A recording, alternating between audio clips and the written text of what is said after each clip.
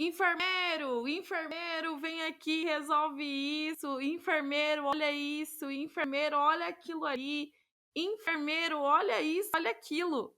Quantas vezes você, no seu plantão, já não passou por situações assim, que o ambiente estava caótico e no final aconteceu algum problema que você também teve que olhar, também teve que resolver? Muitas vezes, né. E você, paciente, já chegou numa instituição e estava corrido, os profissionais de um lado para o outro, eles não sabiam direito o que acontecia, o que estava acontecendo, qual era a prioridade, e no final você foi mal atendido, você teve alguma reclamação. Então, esse daqui é o meu canal onde eu estou aprendendo também como utilizar as ferramentas da qualidade no nosso dia a dia, e eu quero compartilhar essa jornada com você, para você aprender também e ser um enfermeiro de respeito. Oi, eu sou a Edireli, mas pode chamar de Di. Eu sou enfermeira, especialista em centro cirúrgico e especialista em segurança do paciente e qualidade hospitalar pelo Einstein. Então, hoje eu vou compartilhar e fazer uma jornada com você para que você também aprenda como utilizar as ferramentas da qualidade na sua prática e no seu dia a dia. O Protocolo de Londres, ele é conhecido por muitos, mas nem todo mundo sabe que esse ano ele teve algumas atualizações. E essas atualizações vão te ajudar muito no seu dia a dia. E o que é Protocolo de Londres, Edi?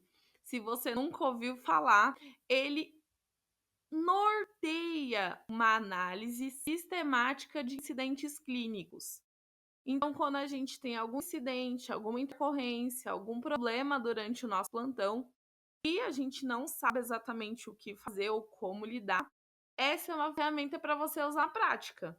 Então, vamos supor que hoje eu cheguei no plantão, tinha uma medicação para ser feita, o técnico conferiu a medicação comigo porque era uma ave e após essa checagem ele precisaria estar lá no quarto, mas por algumas coisas ele acabou entrando no quarto errado.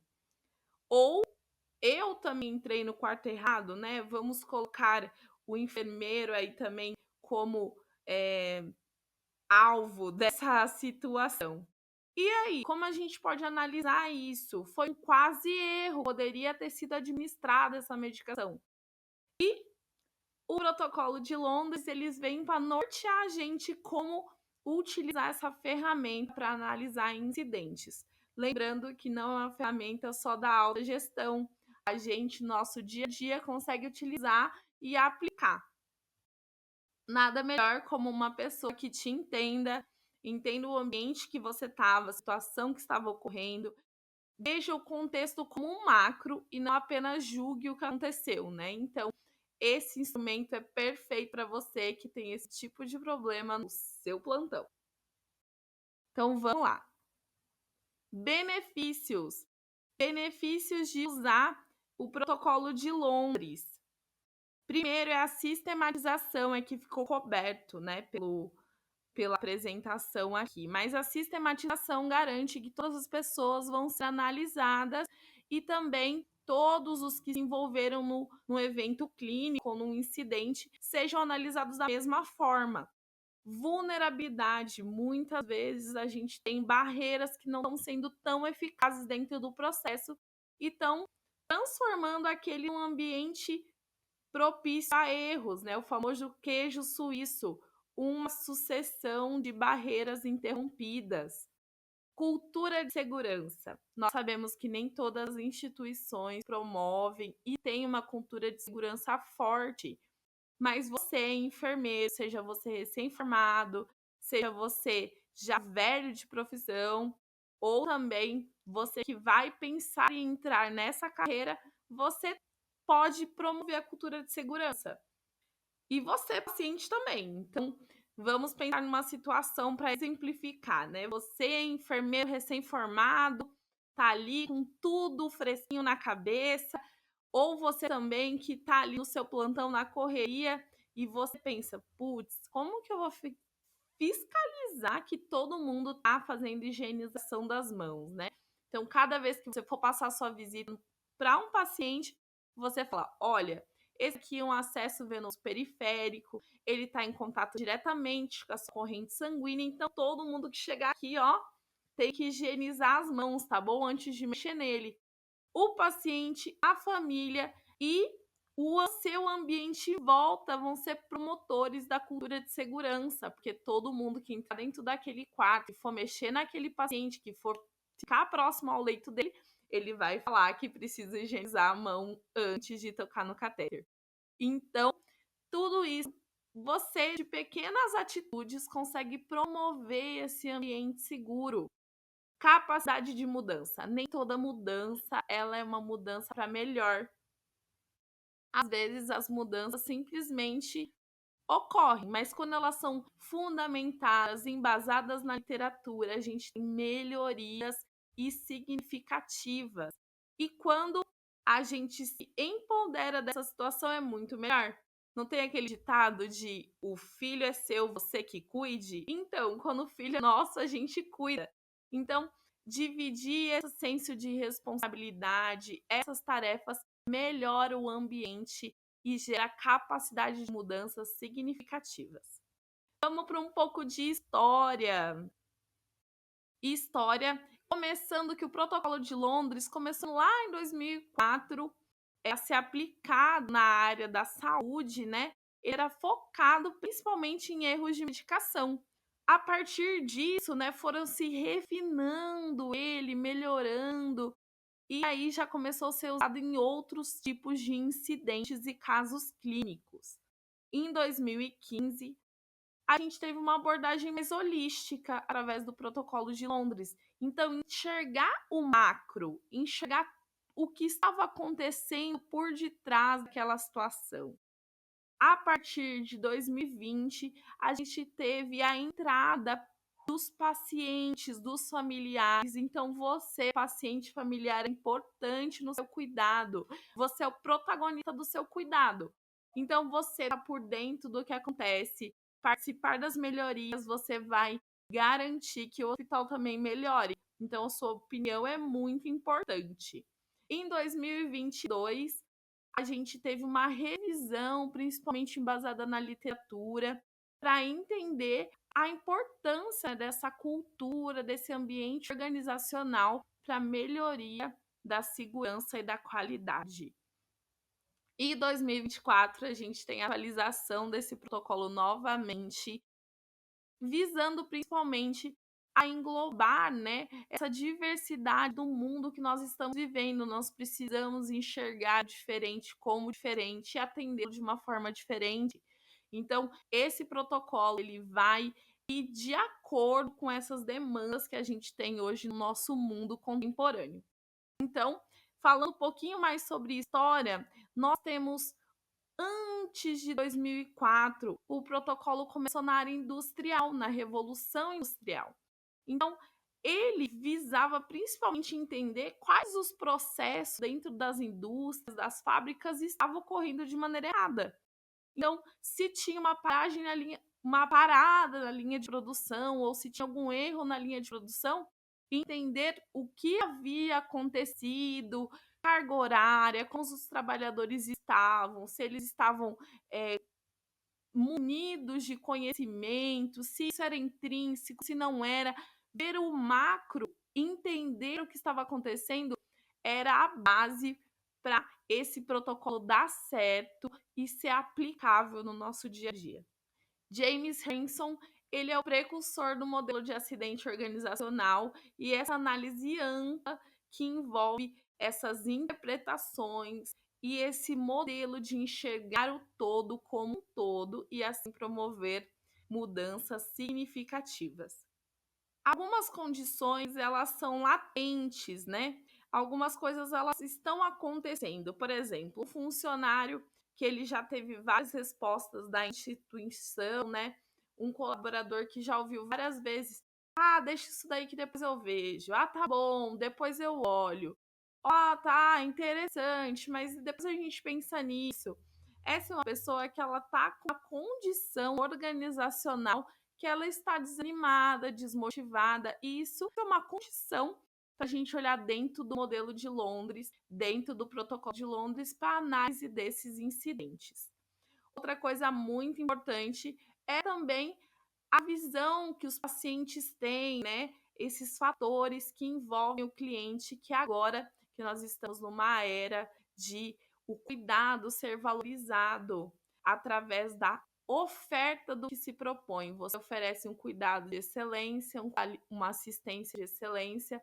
Isso é revertido para você em resposta de valor.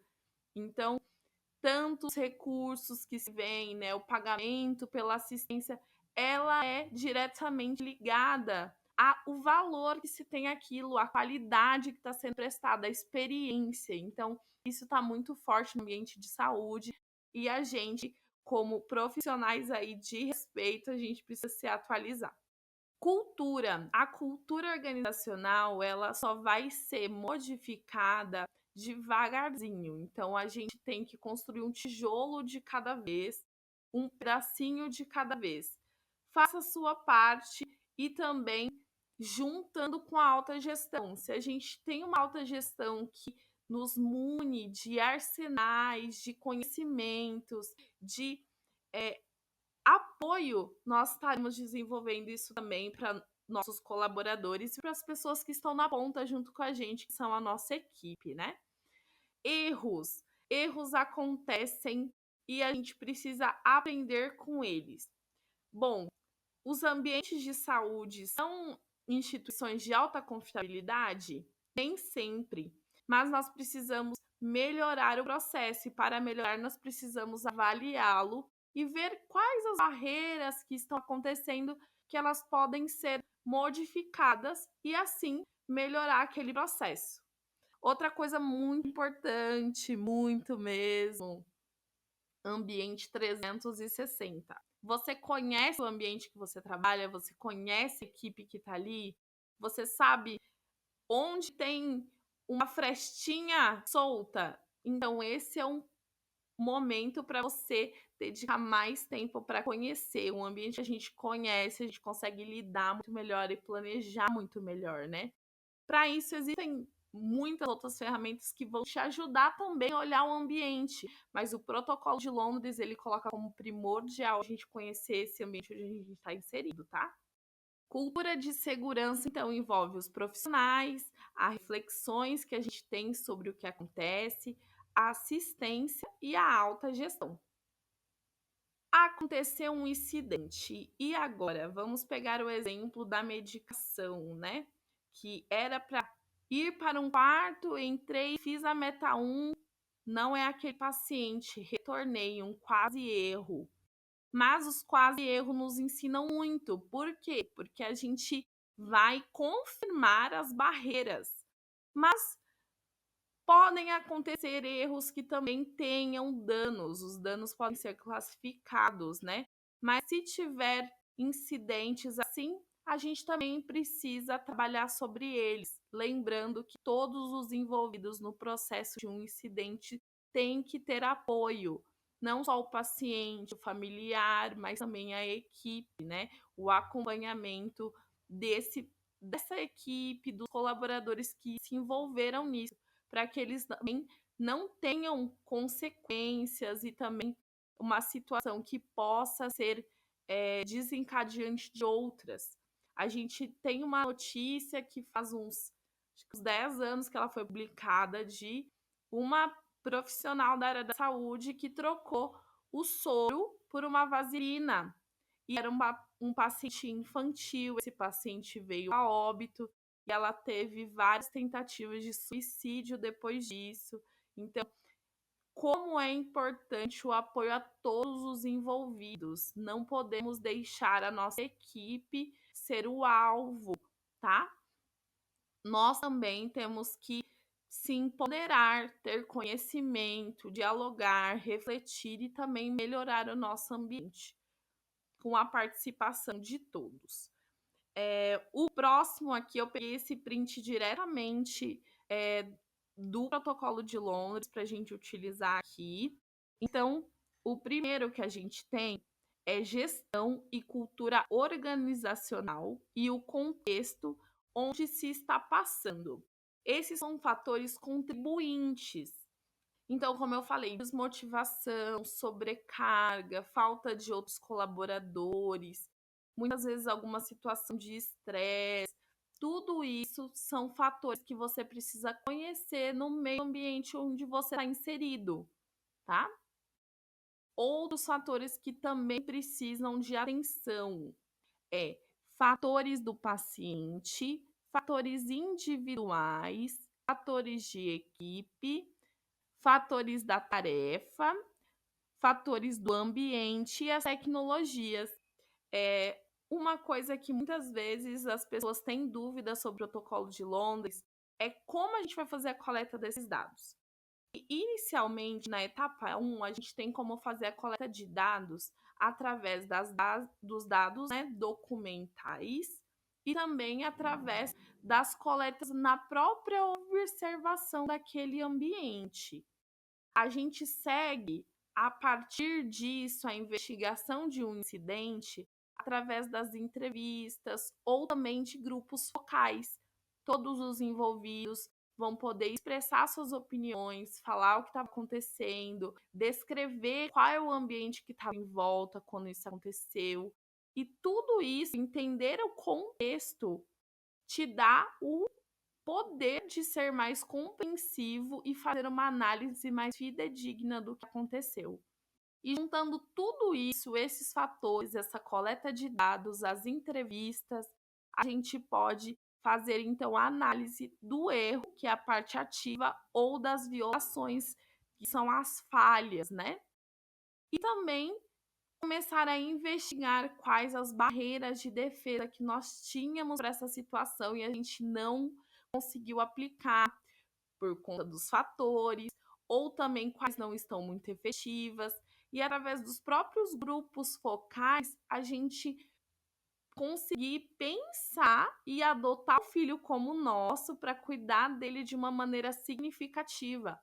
Metas inatingíveis, objetivos que não são claros para o problema ou coisas muito gerais. Ah, vamos fazer dupla checagem. A dupla checagem não é a solução para tudo. Então, se a gente aplica no nosso ambiente o que faz sentido para aquela equipe, a gente vai conseguir implementações que façam mudanças significativas. Poxa, Edi, mas tudo isso eu já sei. Tudo isso é um conhecimento intrínseco do enfermeiro. E pode ser mesmo. É que muitas vezes nós não sistematizamos isso dentro da nossa cabeça. Nós não pegamos esses fatores contribuintes, tanto do paciente, do ambiente, individuais, equipe, clima, tecnologia. Nós não fazemos isso sistematicamente para todos. Para uma situação que eu acho que foi culpa de tal coisa, eu coloco simplesmente aquilo. Então a gente tem que tirar, né, o casaco nesse sentido e fazer essa análise total, observando sempre o ambiente macro e compreendendo os fatores que estão contribuindo para aquele incidente. A gente tem outros tipos de ferramenta para causas de um problema, né? Mas aqui a gente está identificando fatores que contribuíram para um acidente, não causas para aquele mesmo incidente. A gente pode trabalhar isso em paralelo e assim, com base nas bases científicas, no troca em grupo, também com apoio da alta gestão, a gente vai conseguir fazer a diferença. Como eu falei, a primeira etapa é a coleta e a análise inicial dos dados com base nas dados documentais, isso mesmo. As características, esse ambiente, o que foi influência, o que não foi, pode ser melhorado e aplicado nesse momento. Outra coisa é engenharia da resiliência. O que o protocolo quer dizer com isso? Que a gente entender esses fatores contribuintes, essas entrevistas que a gente vai fazer com grupos focais ou individuais, abrirem os nossos olhos para os fatores que estão ocorrendo naquele espaço. E por último, fazer reflexões sobre a realidade, o local de trabalho e assim a gente poder se apropriar das melhorias e das intervenções sobre aquele processo. E depois de tudo isso, certeza que sua autogestão está te pedindo um relatório e você vai ter que fazer uma evolução ou também conversar, né, com a sua equipe. O relatório, com a base no que você já coletou, com base no que você já escreveu, de todo esse processo que você fez de reflexão, ele está quase pronto. Na verdade, agora vai ser só formatar, colocar as implementações e também as próximas avaliações delas. Mas ele praticamente já está estruturado. Propostas e implementações só vão fazer sentido se a equipe participar. Muitas vezes a gente coloca processos e etapas e minuciosos detalhes em coisas que a equipe não vai conseguir, né, entregar. E também a gente trazer as pessoas, você, o enfermeiro que é líder, você que é técnico de enfermagem, também tem influência sobre os seus próprios colegas, vocês trabalham juntos, vocês combinam as coisas juntos. Então, vocês podem também contribuir para o processo, né? A alta gestão aberta a esse momento criará com certeza um ambiente seguro e de alta confiabilidade para que essas ações sejam implementadas e que elas sejam revistas para que cada vez o processo seja melhor.